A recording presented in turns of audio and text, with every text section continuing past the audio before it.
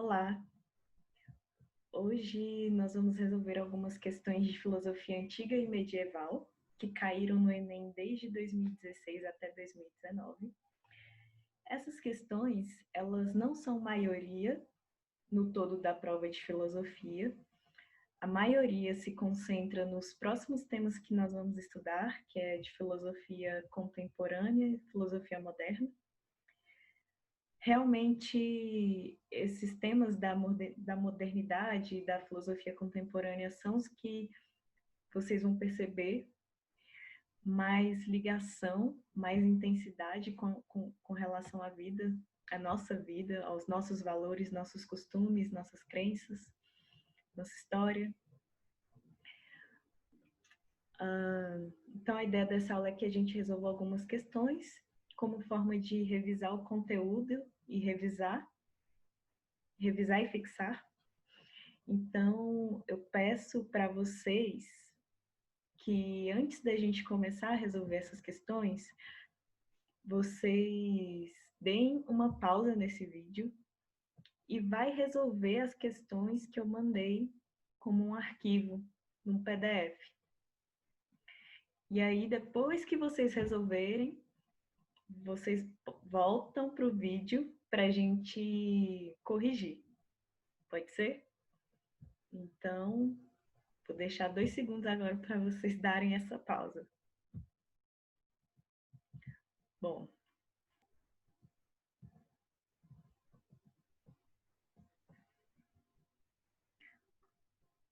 gente, vamos lá. Eu vou fazer as questões com vocês. Questão 34 do Enem de 2016. Aqui. Pirro afirmava que nada é nobre nem vergonhoso, justo ou injusto, e que, da mesma maneira, nada existe do ponto de vista da verdade, que os homens agem apenas segundo a lei e o costume, nada sendo mais isto do que aquilo.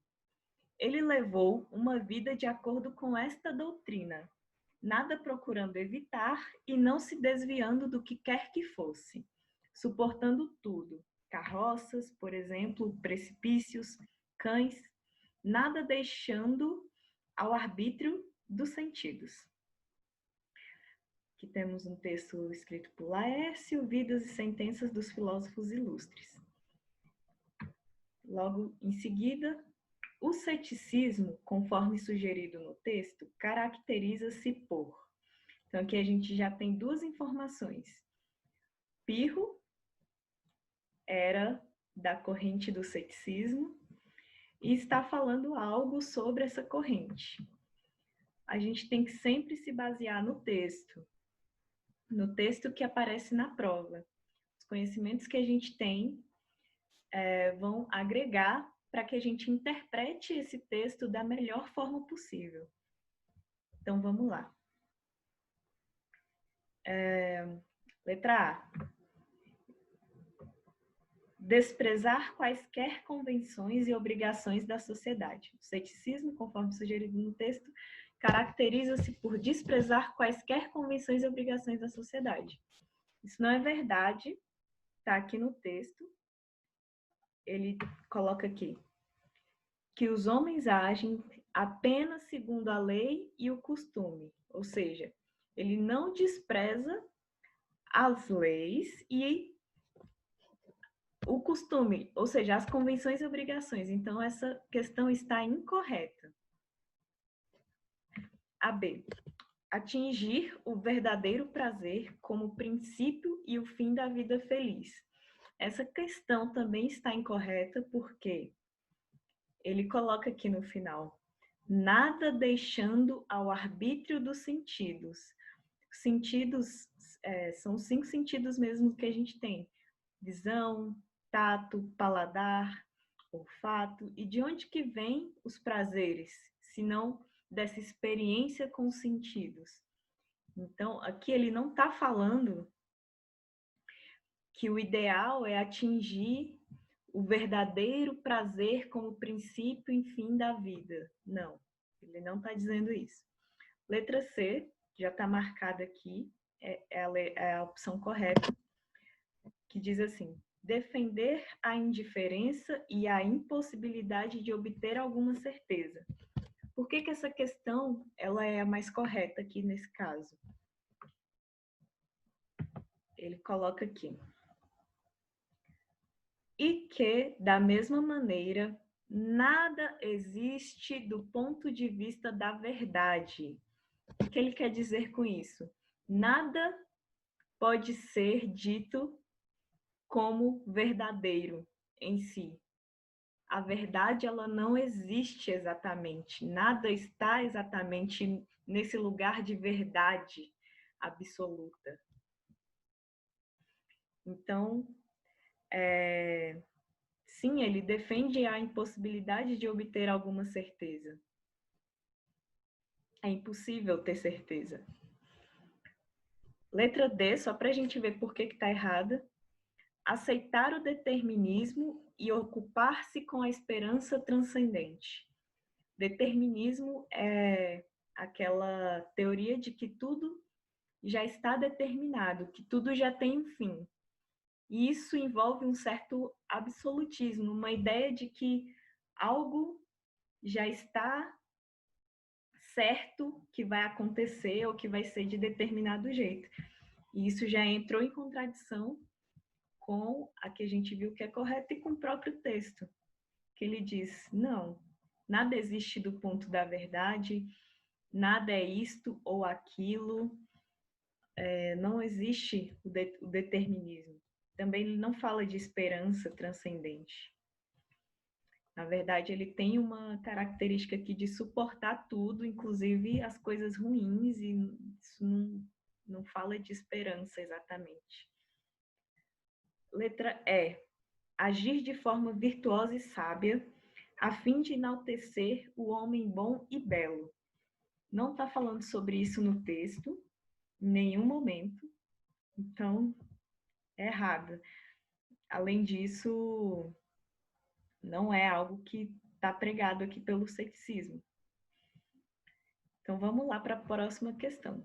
A questão 34 do Enem de 2016, resposta certa é a C. Questão 45, também de 2016. Dois textos. O primeiro de Heráclito e o segundo de Parmênides. Fragmento B91. Não se pode banhar duas vezes no mesmo rio, nem substância mortal alcançar duas vezes a mesma condição, mas pela intensidade e rapidez da mudança, dispersa e de novo reúne. Aqui ele está falando um pouco sobre a mudança que a gente experimenta na vida.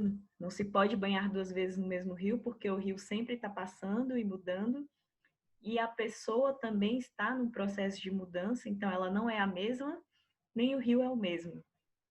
É algo que Heráclito defende. A gente tem no texto 2 um trecho de Parmênides, fragmento B8. São muitos os sinais de que o ser é ingênito e indestrutível, pois é compacto, inabalável e sem fim. Não foi nem será, pois é agora um todo homogêneo, uno contínuo. Como poderia o que é perecer? Como poderia gerar-se? Parmênides.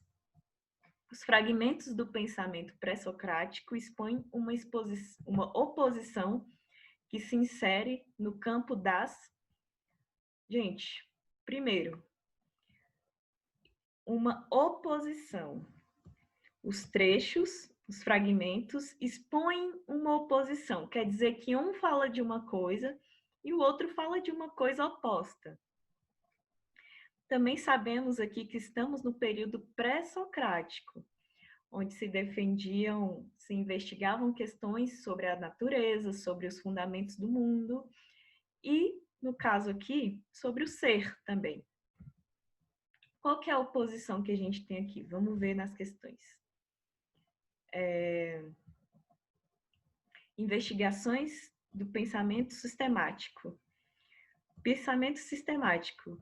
Na linha do tempo que eu mandei para vocês, E também, como eu expliquei em alguma aula passada, o pensamento sistemático é um período da história caracterizado pelo que Aristóteles fez, que foi sistematizar todo o conhecimento que já se tinha até aquele momento.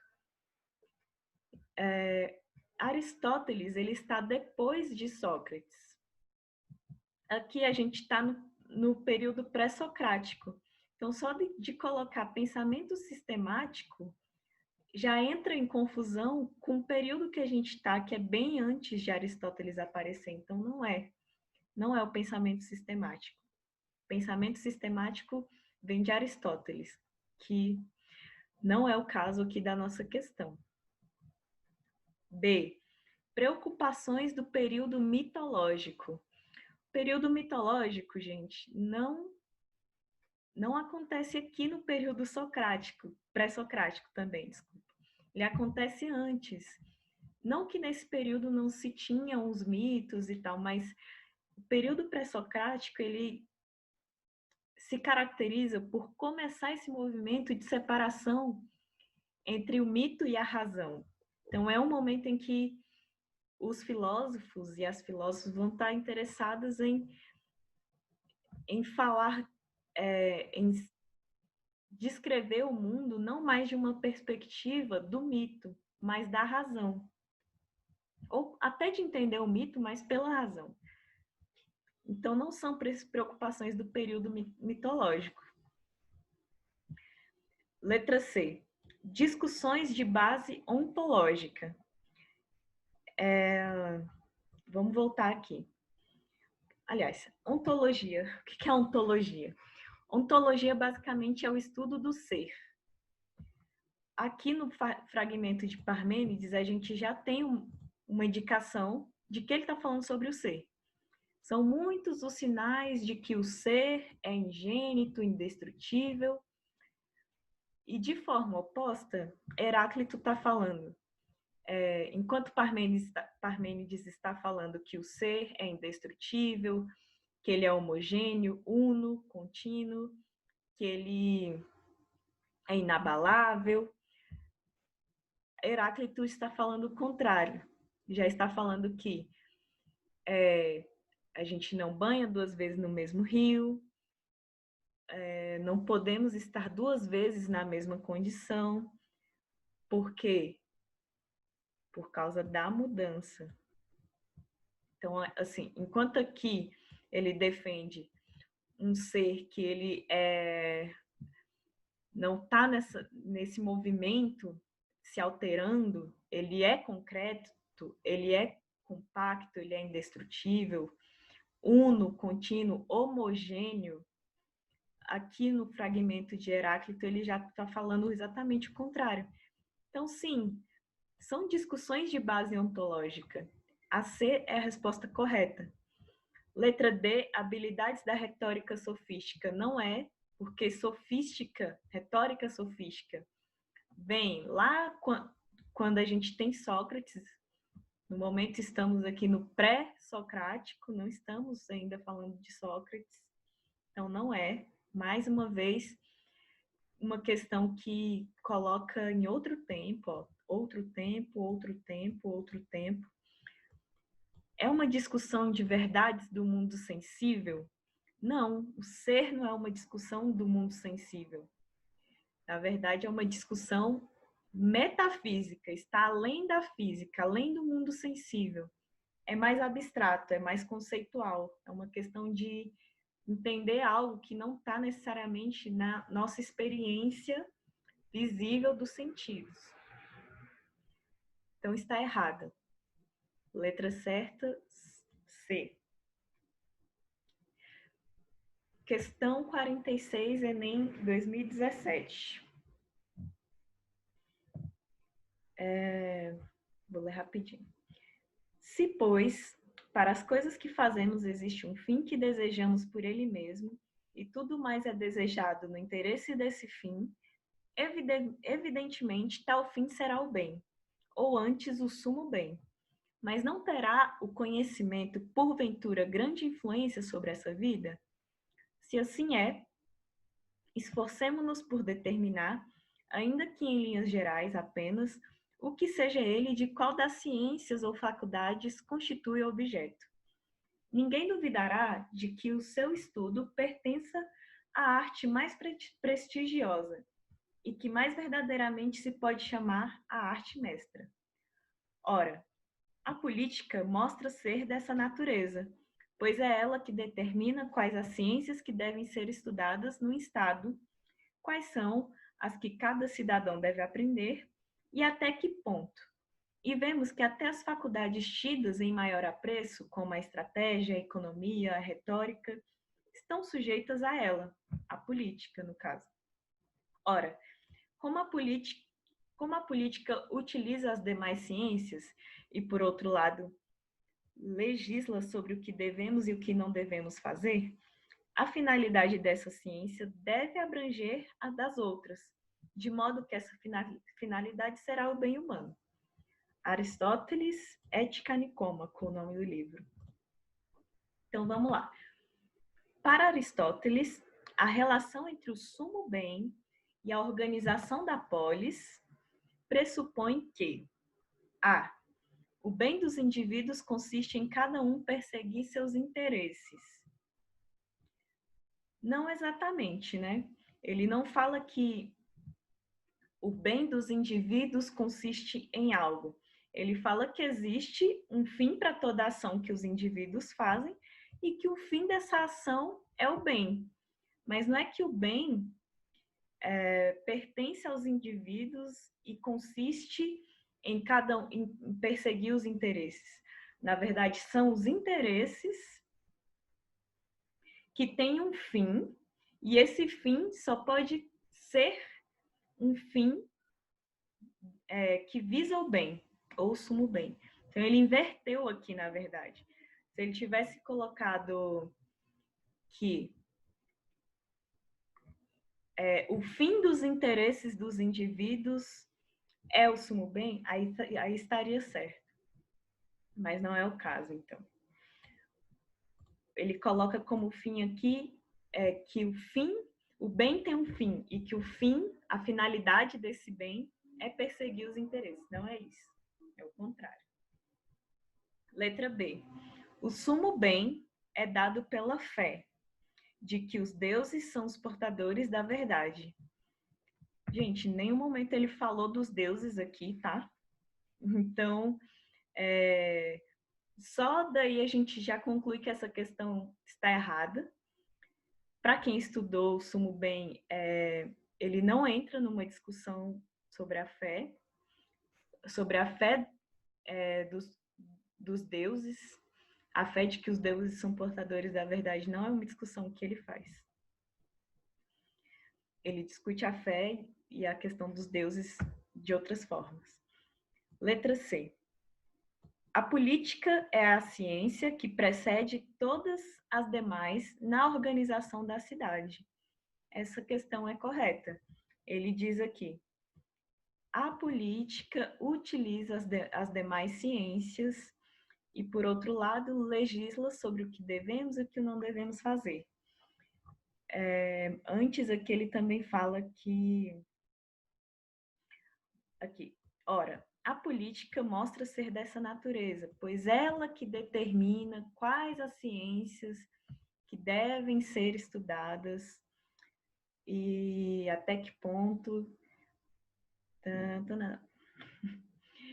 Então, assim, ele diz aqui: a política utiliza das demais ciências. Na organização da cidade, é a política que manda e ela que define quais são as ciências que devem ser estudadas e até que ponto elas devem ser estudadas. E ele termina aqui falando: a finalidade dessa ciência, a política, deve abranger as das outras. Então, essa questão, ela está correta. A letra D. A educação visa formar a consciência de cada pessoa para agir corretamente. Ele não fala sobre isso no texto. se ele não fala, a gente já descarta essa questão. Realmente ele não cita nada sobre a educação. A democracia protege as atividades políticas necessárias para o bem comum. Também não citou nada sobre democracia. Ele falou da natureza da política e em nenhum momento indicou algo que a gente poderia ligar à democracia. Então, não. Próxima questão. Enem 2017, questão 55. Uma conversação de tal natureza transforma o ouvinte. O contato de Sócrates paralisa e embaraça. Leva a refletir sobre si mesmo, a imprimir à atenção uma direção incomum. Os temperamentais, como Alcibíades, sabem que encontrarão junto dele todo o bem de que são capazes, mas fogem porque receiam essa influência poderosa, que os leva a se censurarem. É sobretudo a esses jovens, muitos quase crianças, que ele tenta imprimir sua orientação. História da filosofia. O texto evidencia características do modo de vida socrático, que se baseava na letra A, contemplação da tradição mítica. Mítica vem de mito. Não encontramos nada, nenhuma menção sobre mito. E sabendo do período socrático, do que estudamos, Sócrates, o modo de vida socrático não incentivava essa contemplação da vida mítica. Na verdade, as discussões no período socrático estavam em torno do homem, das relações que eles estabeleciam entre eles e das questões que isso gerava. Por isso que o período socrático também é conhecido como período antropológico, que são os estudos relacionados ao homem. Então, contemplação da tradição mítica está errado. B. Sustentação do método dialético. O que é o método dialético? Dialética, na etimologia da palavra, vem de conversar, debater, discutir. O método dialético deve ser, então, algo como um método de conversa, de debate, de discussão para levar a alguma coisa. E se a gente leu bem o texto, a gente vai considerar essa questão certa, porque ele já começa. Uma conversação de tal natureza transforma o ouvinte. Uma conversação dialética tem o significado de conversa. Então, é uma conversa que transforma o ouvinte, sim. Ele continua explicando aqui. O contato de Sócrates paralisa, embaraça, tem a ver com esse método socrático, leva a refletir sobre si mesmo, a imprimir à atenção uma direção incomum. Então, o método dialético ele é utilizado por Sócrates, pode ser dito mesmo como um método socrático, e é exatamente isso aqui que ele faz, transforma o ouvinte, paralisa, embaraça, leva a refletir sobre si mesmo, isso tudo é o que Sócrates fazia. Então, sim, tá certo, esse é o modo de vida socrático. Então, não é a relativização do saber verdadeiro. Na verdade, ele queria buscar a verdade. Não é uma valorização da argumentação retórica, porque quem fazia isso eram os sofistas que valorizavam esse tipo de argumentação, que era uma argumentação só para tirar vantagem. Investigação dos fundamentos da natureza. Também não estava preocupado com isso. Nem no texto fala isso, e se a gente lembrar, os fundamentos da natureza é um tema dos pré-socráticos, não do período socrático. Então está errado também. Letra B, é a correta. Então, deixa eu só ver aqui quanto tempo estamos. Faltam 4 questões.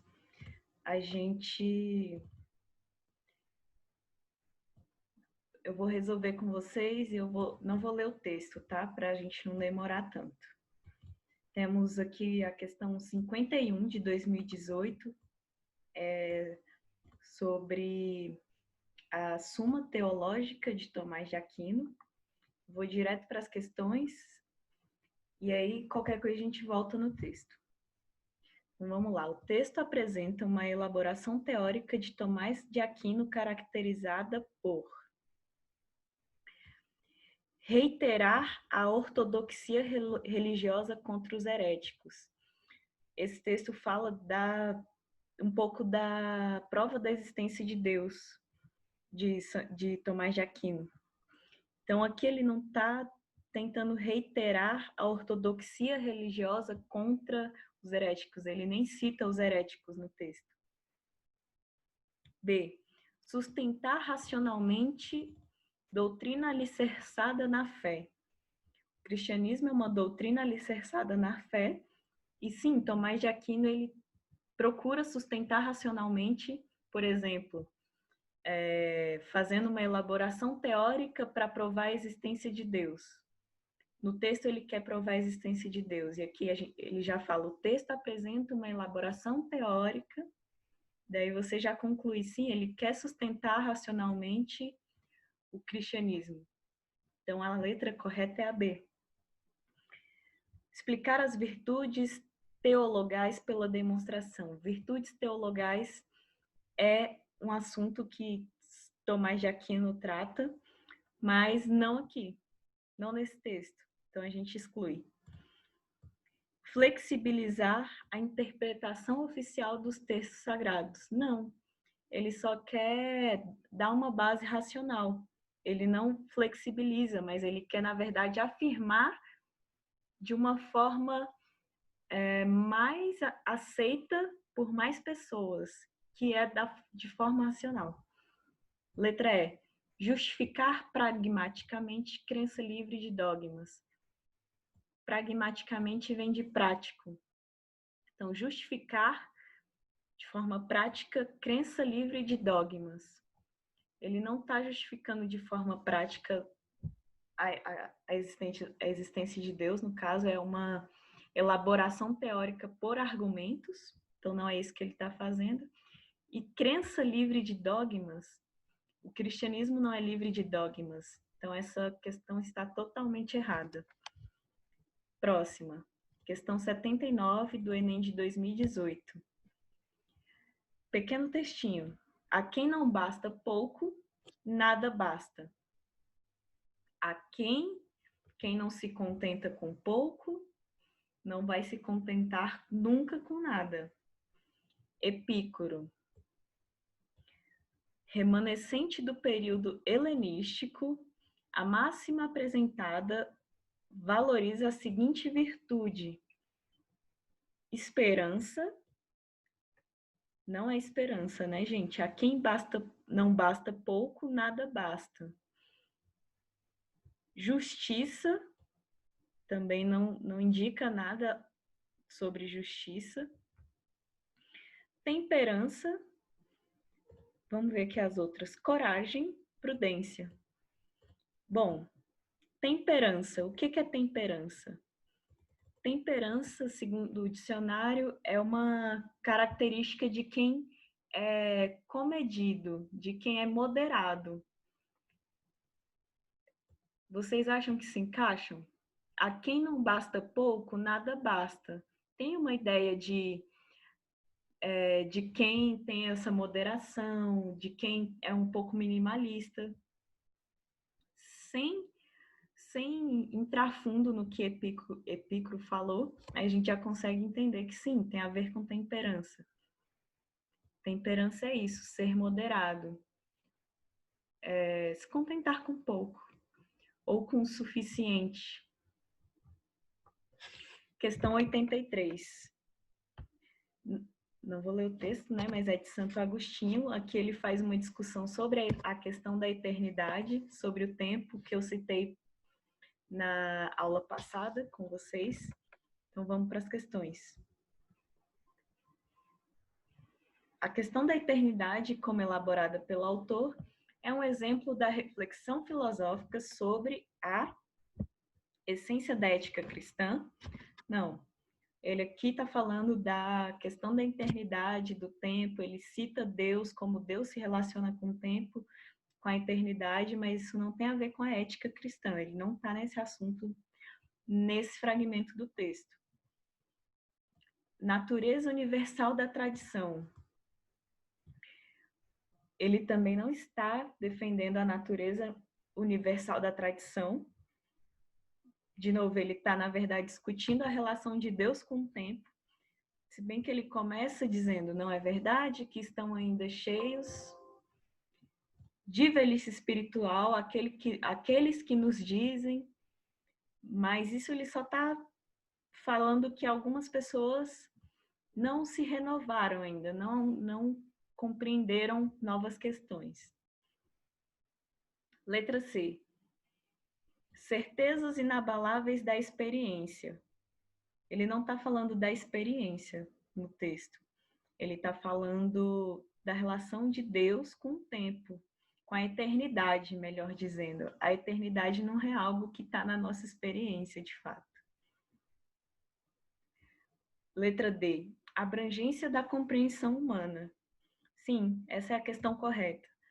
Ele está falando de como a gente pode, aqui, renovar ou incorporar novas ideias, ter a nossa compreensão sobre o mundo e sobre a espiritualidade melhorada, aumentada,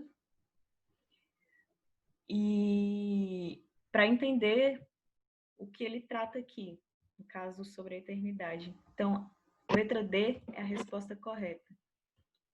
Interpretações da realidade circundante, mais uma vez não tem a ver com o que está no nosso cotidiano, na nossa experiência. Deus é uma ideia que é um pouco abstrata, e a eternidade, então, não está na nossa realidade circundante, é algo que a gente compreende por meio da razão, não por meio da nossa realidade cotidiana circundante, que está à nossa volta. E a questão 58, que é a última, de 2019, não vou ler o texto, mas também é de Agostinho, sobre o livre-arbítrio,